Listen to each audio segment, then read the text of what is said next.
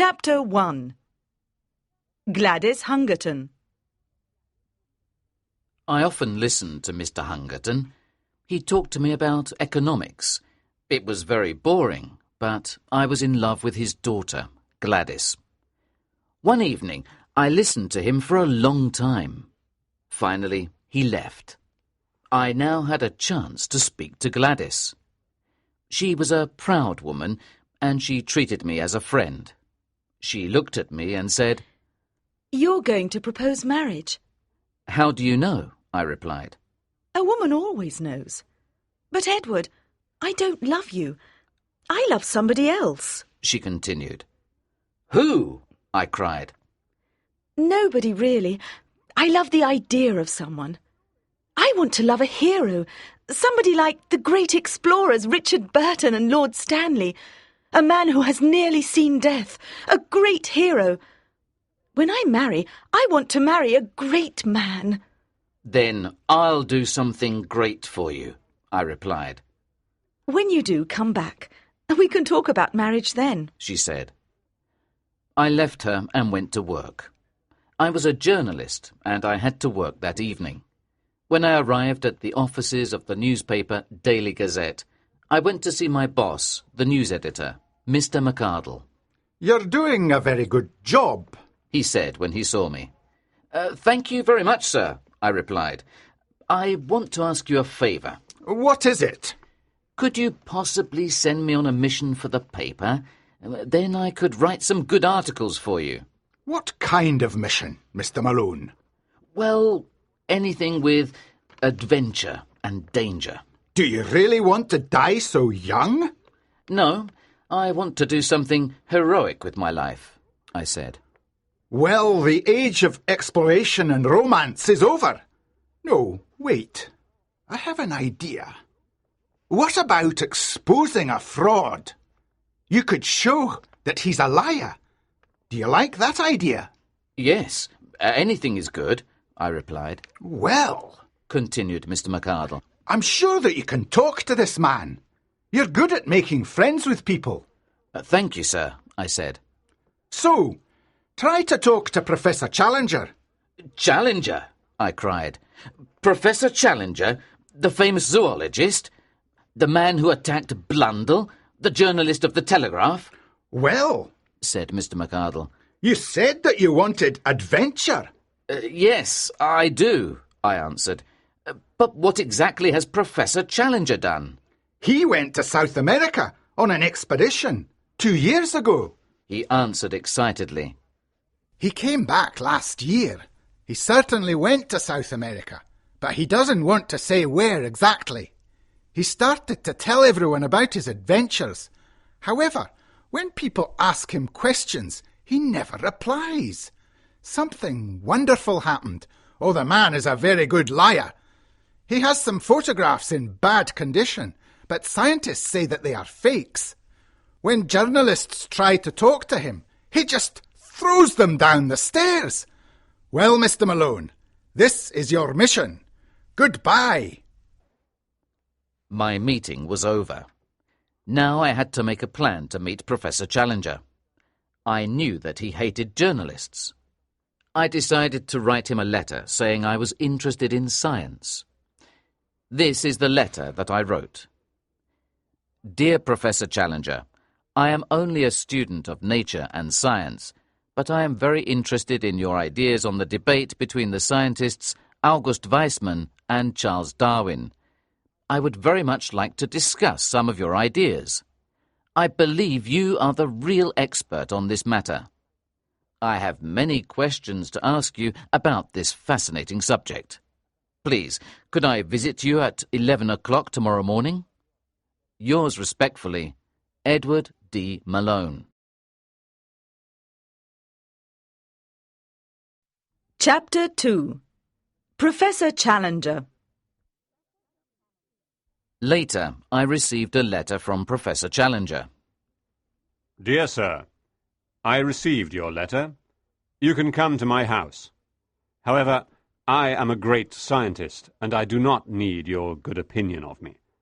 Show this letter to my servant when you arrive. I do not want any of those horrible journalists in my house. Yours faithfully, George Edward Challenger. The next day I went to his house. A servant opened the door. Is Professor Challenger expecting you? He asked. Yes, he is, I answered. Have you got the letter? He continued. I showed the letter to his servant and walked in. A small woman stopped me. She looked more French than English to me. Do you already know my husband? She asked. No, I don't, I answered. Well, then I must apologize for him now. He's a perfectly impossible person. Do not argue with him. He can be dangerous. Do you want to talk about South America? Yes, madam, I answered, because I could not lie to a lady.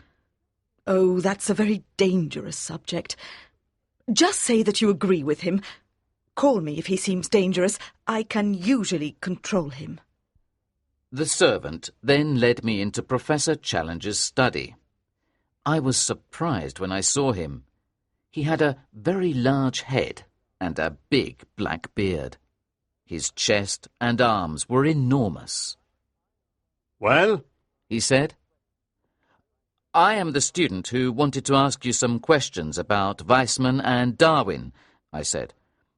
Perhaps your opinion of Weismann was too critical, I continued, and recent experiments show that maybe he's right. Well, he said seriously. You know that the cranial index is a constant factor. Naturally, I answered, but I did not understand anything. And that germplasm is different from the parthenogenetic egg. Oh, yes, I cried, and I was surprised at my courage. But what does this show? He concluded. I don't know. What does this show? It shows, he said in a loud voice, that you're one of those horrible journalists and that you're not a young scientist.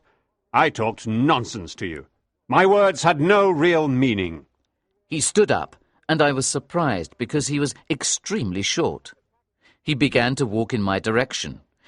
You mustn't attack me, I said. But I will, he answered. He attacked me, and in a second we went quickly out of the front door into the street. Fortunately, just then a policeman arrived and said, What's happening? This man attacked me, I said. Do you want me to arrest him? He asked. No, I replied. I was wrong too. The policeman walked away. The professor looked at me and smiled a little. Come in, he said. I want to tell you something more. We entered his house again. Mrs. Challenger was extremely angry. You're terrible. You're not a famous professor at a great university because you always attack people, she shouted. The professor grabbed his wife and put her on top of a pillar. Put me down, she shouted. Say please, he answered. No, put me down now, she continued. No, say please, he said again. Please, please, please, she shouted. Then the professor took her down and gave her a big kiss. After this, the professor and I returned to his study. I'm going to talk to you about South America, he said. 2 years ago, I went on a journey to South America. I went to the Amazon to check some observations of the scientists Wallace and Bates. During my stay in the Amazon, I became a friend of the Cucama Indians. They told me that there was a sick man that needed help. But before I arrived, the man died. I was surprised, however, when I saw him. He was a white man, not an Indian. His name was Maple White, and he was from the United States. He was an artist. Here are some of his pictures. I looked at them. Some were of the Indians, and others were of different animals like turtles and alligators. Well, I said, these don't seem very unusual. Look at the next one, he said. It was a picture of a cliff with a thin, high tower of rock in front of it. I don't know anything about rocks, I said. Well, try the next picture then, he said. The next one was of a man next to a huge and very strange lizard. Why did he draw this? The professor asked. I don't know. Perhaps he drank too much gin, I answered. Or perhaps he really saw this creature, he said. I wanted to laugh, but I didn't want to fight with him again. Anyway, he continued, the Indians took me to the cliffs in Maple White's drawings. I took some photographs. Most of them got wet during my journey home. Here is one that you can still see. Look. I looked carefully at the photograph. It was not in very good condition. What do you see? He asked. I see the same cliffs and the rock tower of the drawing, I answered. Yes, of course. But what do you see on the top of the rock tower? I can see a tree. And on top of the tree? A large bird. It's not a bird at all, he concluded. And I shot it. He then pulled a wing out of a drawer. Is that the wing of a gigantic bat? I asked. No, he answered. It's the wing of a pterodactyl. Look at this book. He then showed me an illustration in a book that compared the wings of birds, bats, and pterodactyls. This is incredible, I cried, because now I really believed him. How is it possible? It seems that a volcanic action pushed up a huge area of rock millions of years ago. This area was protected, and so the animals on this plateau continued to live. They never changed, and they're still there today. Why don't you tell other scientists about your discoveries? I told them about them, but they laughed, he said. Tonight, there's going to be a lecture at the Zoological Institute Hall on the record of the ages by Mr. Waldron. I'll be there. Come, and you'll see the reaction of other scientists to my discoveries. I promised to come, and left Professor Challenger. Chapter 3. Question. That evening, I arrived at the Zoological Institute Hall. Outside, there was a large crowd of people.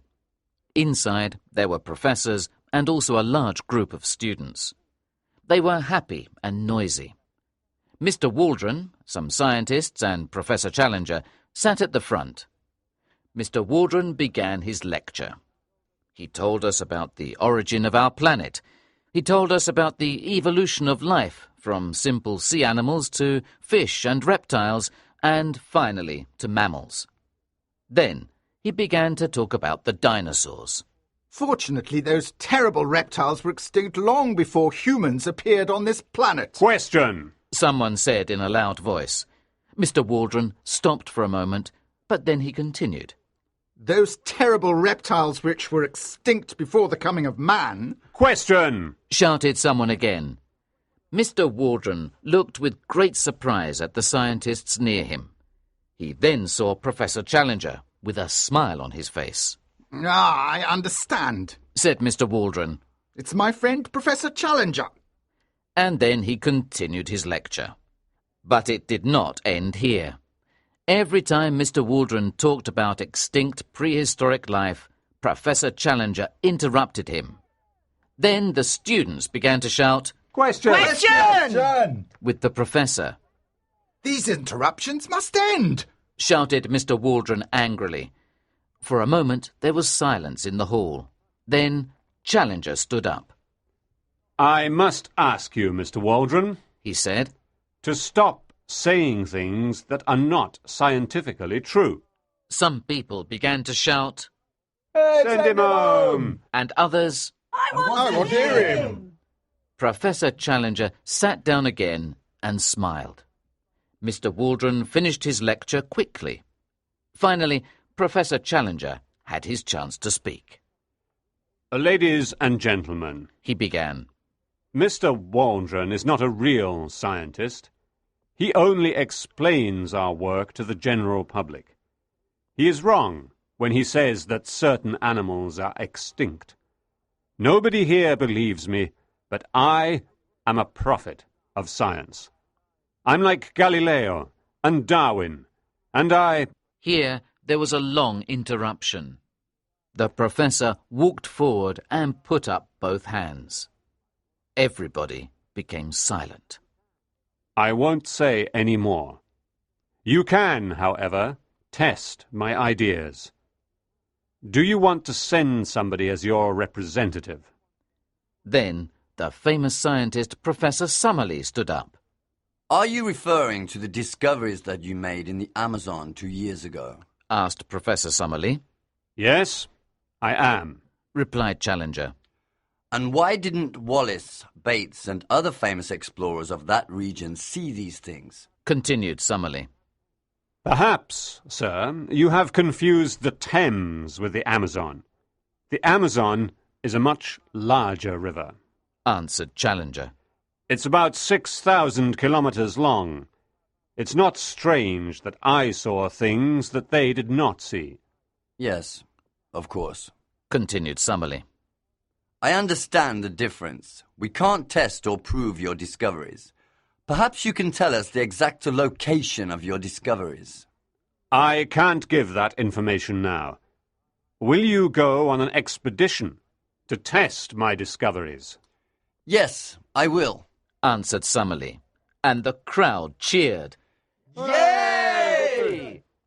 Then, said Professor Challenger, you'll have all the information you need to go there. But you can't go alone. Who will go with Professor Summerlee to the Amazon? This was a difficult moment for me, but I thought about Gladys. I will go, I cried. Name! Name! Shouted the audience. My name is Edward Malone. I'm a journalist for the Daily Gazette, I answered. In front of me, there was another man standing. What's your name, sir? Asked Challenger. I'm Lord John Roxton, he answered. I've already been up the Amazon. I know the area well. Lord John Roxton is a famous hunter and traveller. He and Mr. Malone will be perfect for this mission, said Professor Challenger. The meeting was over. I walked out of the hall into the night. I was walking down the street when somebody touched my arm. It was Lord Roxton. Mr. Malone, he said, we'll be companions on this adventure. My house is near here. Come with me. I want to talk to you. We went to Lord Roxton's house. It was full of strange objects from around the world and the heads of wild animals. He gave me something to drink and a cigar to smoke.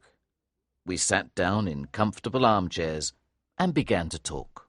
Well, he said, we did it, young man. I certainly didn't plan to go on this expedition. What about you? No, not at all.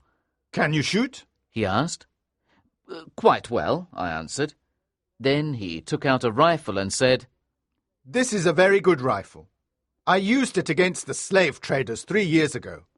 Sometimes, young man, you must fight for human rights and justice. I fought my own personal war against the slave traders in Peru. I killed many of them. In the end, I killed Pedro Lopez, their leader. He then took out another gun and gave it to me. So, he continued, what do you know about Professor Challenger? I met him for the first time today, I answered. And how did you become interested in this expedition? He asked. I told him a little about my meeting with Professor Challenger, and he listened carefully. Then he pulled out a map of South America and put it on the table. I believe he told you the truth, he said. I love South America. I've seen it all. I think it's the most wonderful place on this planet. Once you know it, you'll understand that anything is possible. Anything. The Amazon River flows through a forest almost as big as Europe. Why can't there be something new and wonderful in such a place? And why can't we be the men to discover it? We talked a little more, and then I left. Finally, the expedition was ready, and Professor Summerlee, Lord John Roxton, and I walked towards the boat. But before we got on the boat, we heard somebody shout. It was Professor Challenger. I have a few things to say, He began. First, I have no reason to thank you. The truth is the truth, and your expedition has no importance to me. My directions and instructions are in this closed envelope. You must open it when you arrive at a town on the Amazon called Manaus, and only on the day and at the time which is written on the outside of the envelope. Is that clear? Mr. Malone, you can write anything you want in your letters to the newspaper, but you can't give any details about your exact destination. Goodbye, sir. After meeting you, I hate journalists a little less. Goodbye, Lord John. I can see that you don't know anything at all about science, but you'll be able to hunt dinosaurs. And goodbye to you also, Professor Summerlee. If you can possibly learn anything, I'm sure this expedition will be good for you. After this, he turned and left. Chapter 4. Into an Unknown World. We travelled across the Atlantic to the city of Pará in Brazil. Here we hired a black guide named Zambo, who fortunately spoke some English. We also hired Gomez and Manuel, who were half Indian. They both knew the Amazon very well. Then we travelled by boat up the Amazon to the town of Manaus.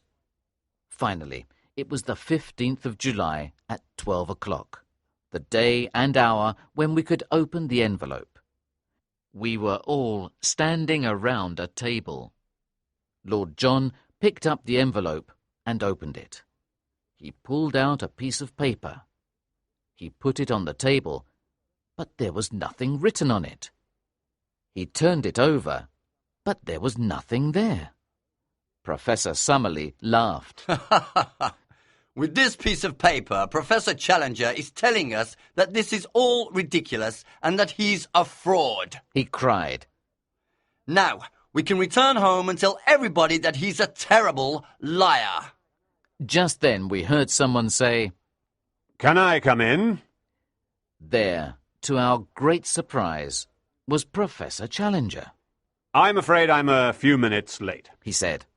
Is everything ready for your journey?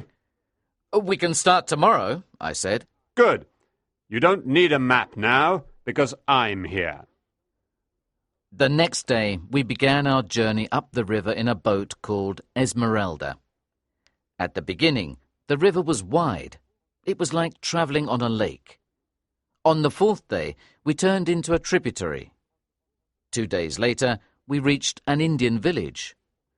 We got off the boat here, and on the 2nd of August, Professor Challenger sent the Esmeralda back to Manaus. Some Indians built 2 canoes for us, and we took 2 more Indians with us. They were with Professor Challenger the first time. They seemed terrified to repeat the journey. We got into our canoes and began to travel up the narrow river in the middle of the primeval forest. Fabulous, tall trees stood over us. They were like the columns of a church. On the 3rd day, we heard a strange noise. "What's that?" I asked. Drums, Said Lord John. war drums. I have heard them before. Yes, sir, war drums. Said Gomez. Wild Indians, bad ones, not good ones. They watch us every mile of the way. They'll kill us when they can.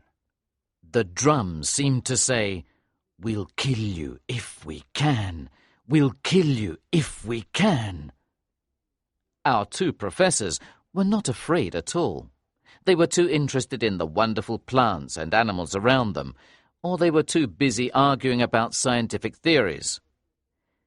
That night, we slept in the canoes in the middle of the river.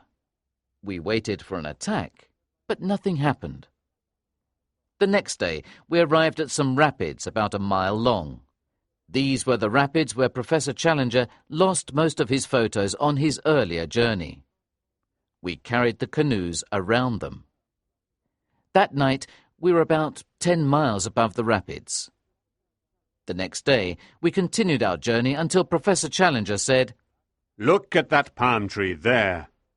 That's the entrance to an unknown world.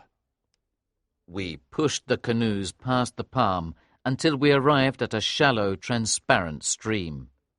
It flowed through a low tunnel of green plants. The sound of the drums slowly disappeared, and the wild animals became less afraid of us. On the third day, we could no longer travel by canoe because the stream was not deep enough. We began our journey on foot. The characteristics of the land changed. We began walking higher up. The tropical forest disappeared, and there were only palm trees. After we left the canoes, we walked for 120 miles. Finally, we came to an area where there were no more trees.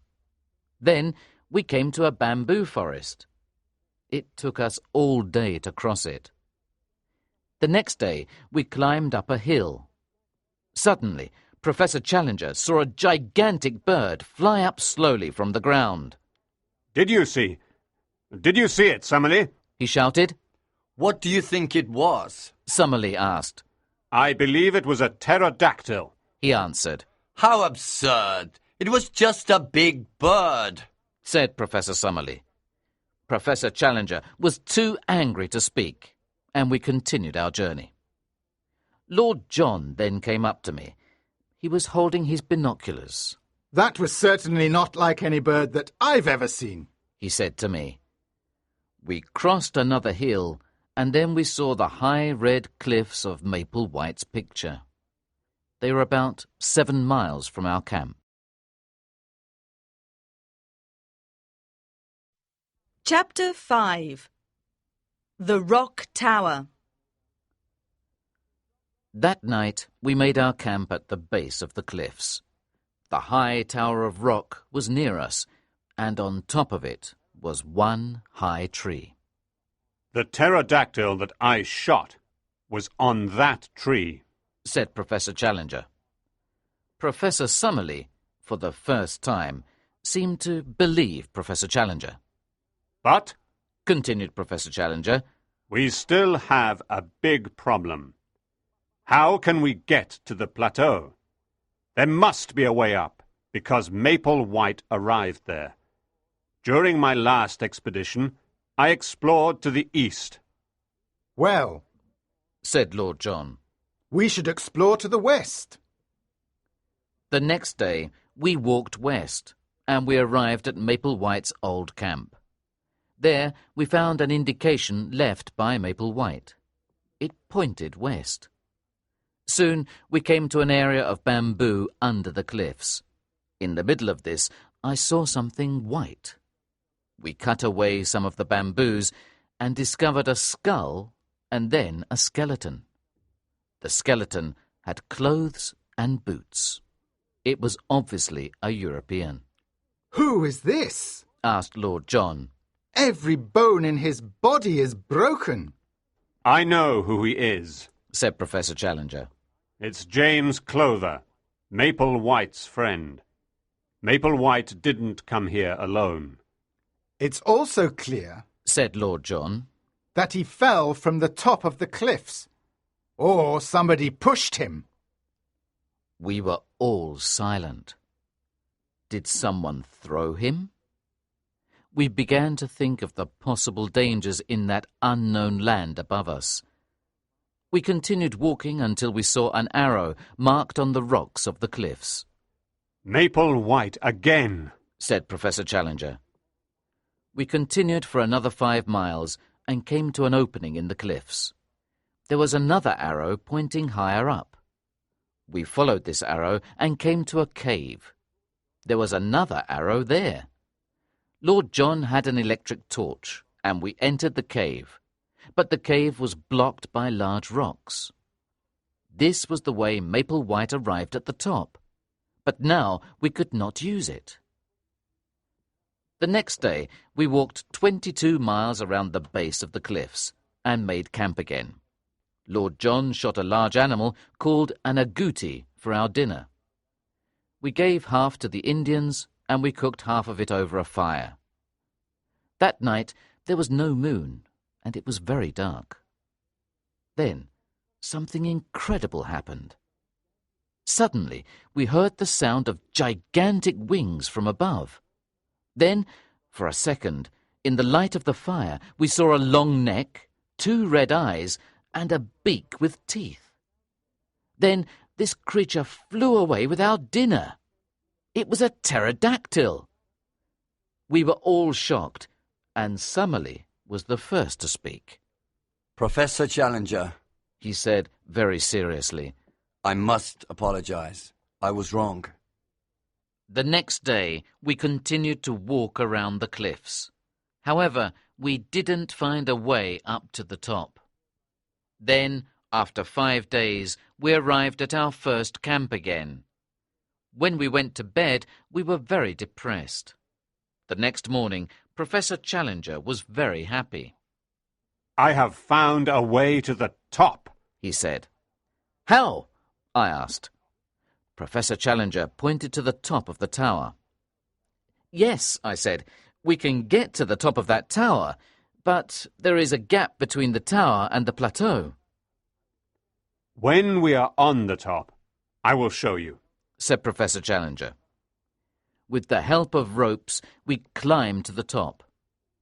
Professor Challenger looked at the tall tree on the top and said, This tree will save us. A bridge! cried Lord John. Exactly, my friends. A bridge. Said Challenger. And now, our strong young friend will cut down the tree. He then gave me an axe. I began to cut down the tree. It finally fell down and made a bridge for us. The 4 of us then crossed. We were in the wonderful new world. It was a moment of victory. We walked forward a little bit, and then we heard a loud noise. We returned to the edge of the cliff. Our bridge was gone. Then we saw Gomez on the other side. I pushed the tree down. He shouted. You can never get down now. You'll die up there. I am Lopez's brother, the man Lord John shot 5 years ago. Now I can die happy. Gomez began to go down the tower, but Lord John shot him. We were certainly trapped. We called Zambo, and with the ropes we pulled up some food. The next morning we made our camp. Then we began our exploration of the plateau, which we called Maple White Land. Lord John walked in front. After we walked for a couple of minutes, he stopped. Look at this, He said. These are the tracks of the biggest bird in the world. Not a bird, Said Professor Challenger. What then? Asked Lord John. a dinosaur. Professor Challenger answered. We continued walking and came to an opening in the forest. There in front of us were 5 of the most incredible creatures in the world, 2 adults and 3 young ones. They had skin like a reptile. They looked like gigantic kangaroos. Lord John held his gun. The 2 professors were excited and happy. Unconsciously, they held each other's hand and watched like 2 young children. What will they say in England about this? Professor Summerlee asked. I know exactly what they will say. Professor Challenger replied. They'll say that we are frauds. And if we take photographs? They'll say that they are fakes. Said Challenger. And if we bring back a dinosaur? Said Summerlee. Well, then, perhaps, they'll believe us. Said Challenger. Iguanodons, Said Summerlee. You can find their fossil footprints all over the south of England. They lived there millions of years ago, but conditions changed. Here, conditions haven't changed and these animals have lived. We continued walking. Finally, we came to a very large hole. At the bottom of this hole was a small area of water. Around this water were the pterodactyls' nests. It was a horrible thing to see. Professor Challenger went too close, and they saw us. They began to attack us. We were very fortunate to survive. That night, in our camp, Lord John came to talk to me. Malone, He said, do you remember the place where those pterodactyls were? very clearly. It was a kind of volcanic hole. Yes, exactly. It had a blue colour. Yes. But why? Oh, nothing. He answered, and walked away.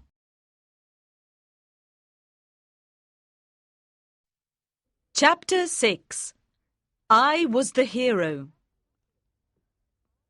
The next day, we stayed in the camp. We were very tired from our adventures. That night, we heard horrible cries from the forest. "What was that?" I said quietly. "We've just heard," replied Challenger.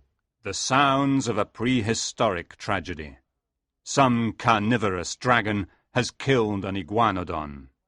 Then Summerlee raised his hand. Quiet! He cried. I hear something. Some giant creature was coming towards our camp. "I think it's going to jump into our camp," I said, preparing my rifle. Don't shoot, Said Lord John quietly. If it jumps into our camp, it'll kill us all. Said Summerlee. I have an idea. Cried Lord John. Then he did something incredibly courageous. He picked up a burning torch from the fire. Then he went quickly out of the area of our camp. He ran towards the creature. In that moment, we could see it in the light. It was all covered with blood. A moment later, the horrible creature ran away.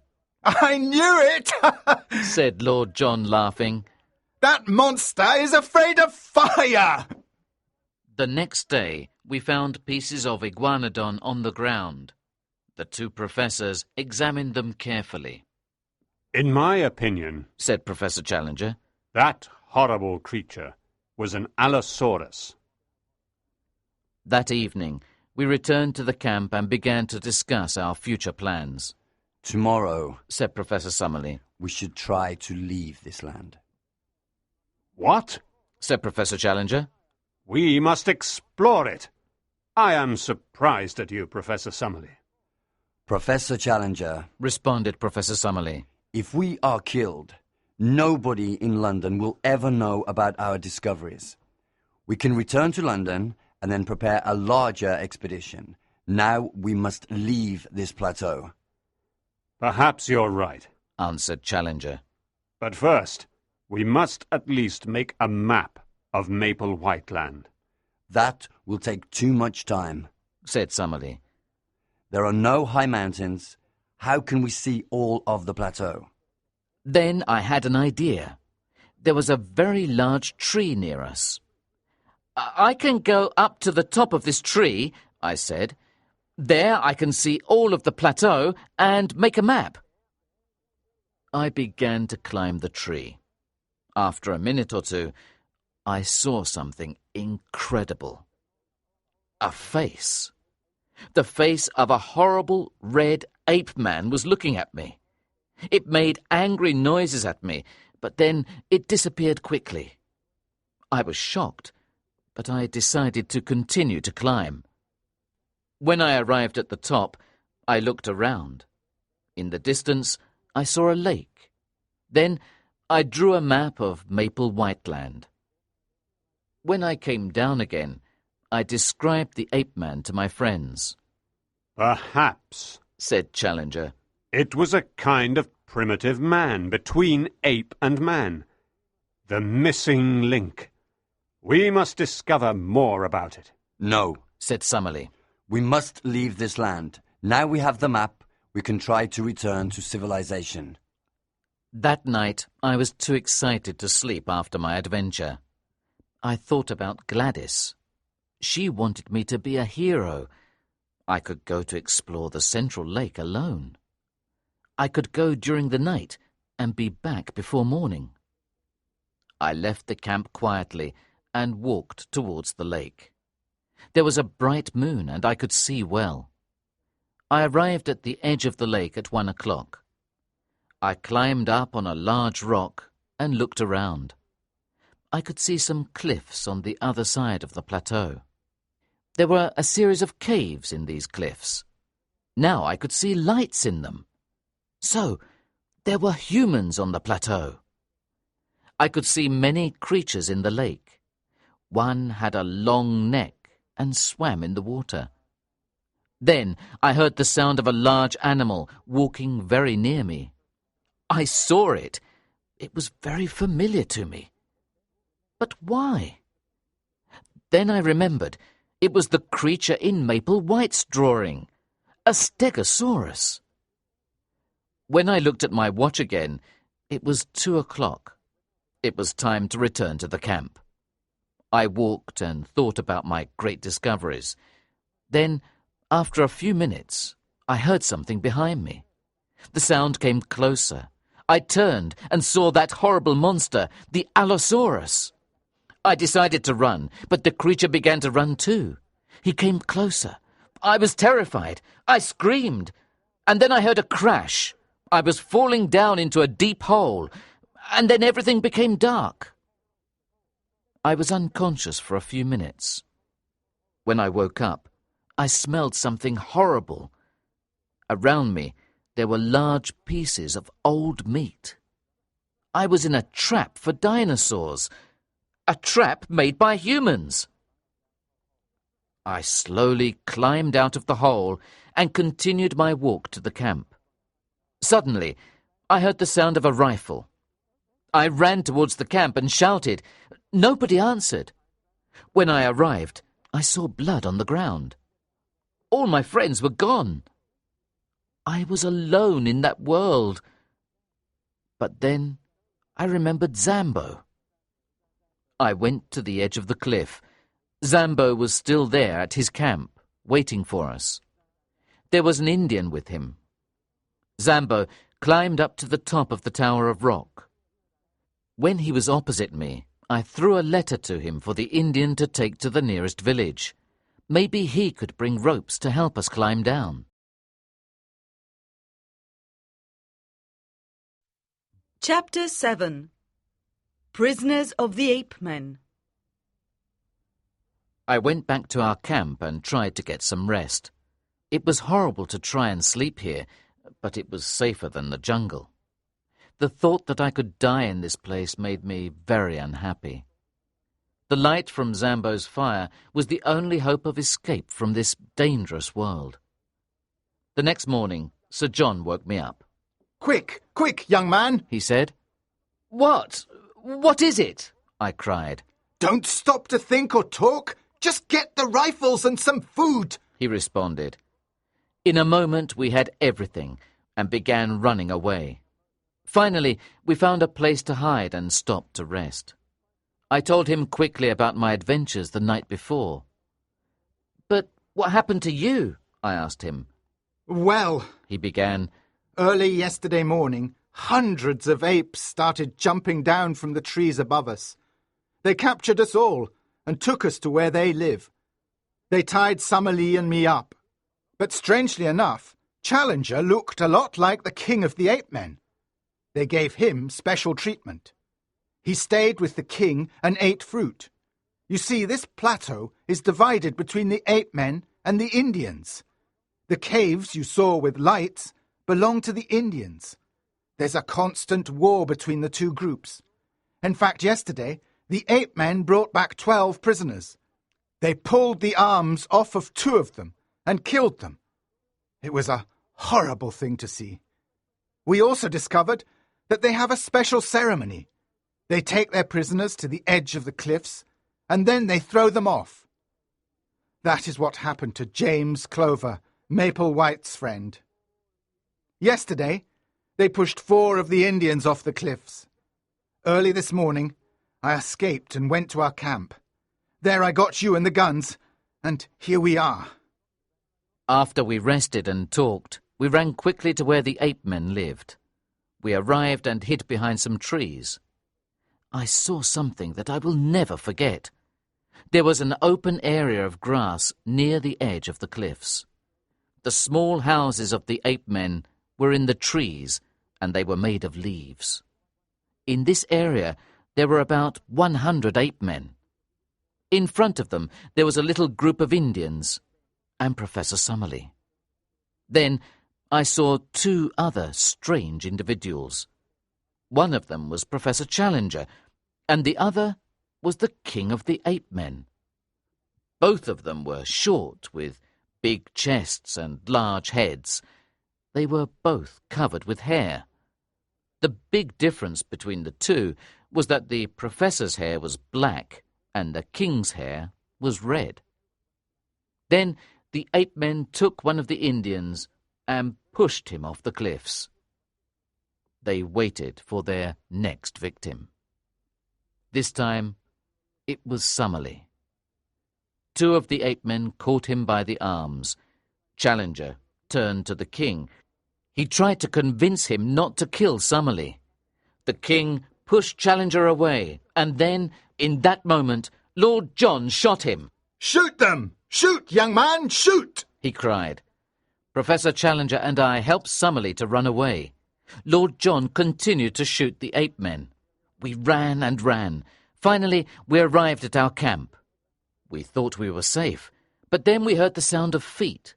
Lord John went outside with his rifle and found the surviving Indians. They were very frightened. One of them, we thought, was their chief. We could not stay in the camp. The ape-men knew where it was. We left with the Indians and found another place to hide.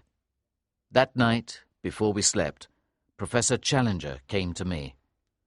"Mr. Malone," he said, very seriously.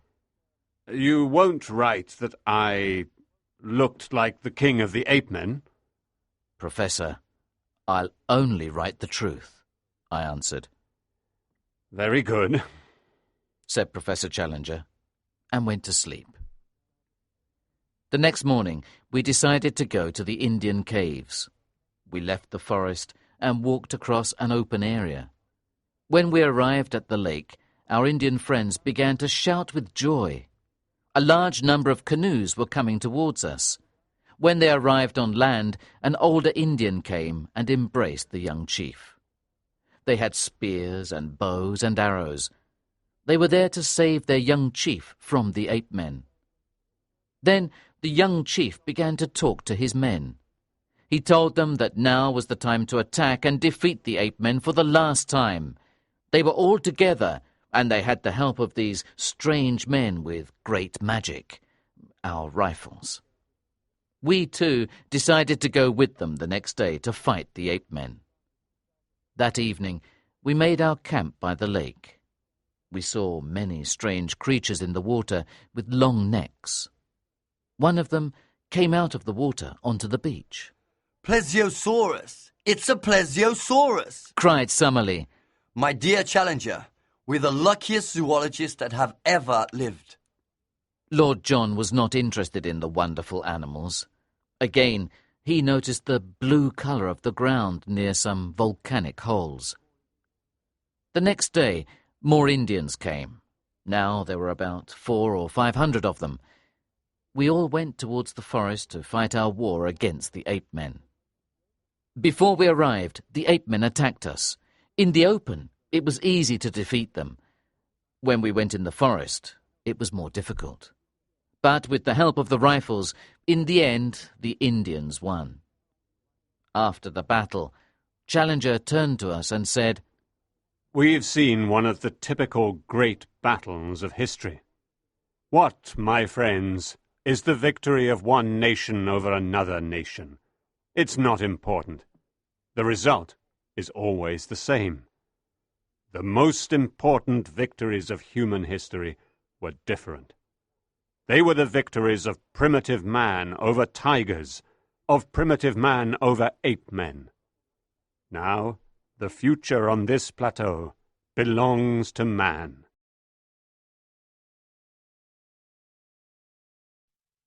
Chapter 8. Back to London. After the victory, the Indians invited us to stay with them in their caves. Lord John did not think this was a good idea, so we made our camp near their caves. We now had time to observe the animals of the lake and the plateau. There were many fascinating things to see, but we wanted to go back home. The Indians never helped us. It was clear that they wanted us to stay. With the magic of the rifles, they felt safe. Every time we asked them for rope or wood to build a bridge, they just smiled. Finally, the young chief came to us. He gave us a piece of bark. We took it back to our camp and studied it. "It's very important," I said. "He was very serious when he gave it to us." Maybe it's a joke, Summerlee suggested. It's clearly some kind of writing, said Challenger. It looks like a puzzle, said Lord John. Then he grabbed the piece of bark. I've got it! He cried. How many marks are there? 18. Well, there are 18 caves above us. He pointed to the caves when he gave it to me, I said. Well then, it's certain. This is a map of the caves. Here's a cross. What is the cross for? It's next to a cave that is longer than the other ones. It's a cave that goes to the other side of the cliff, I cried.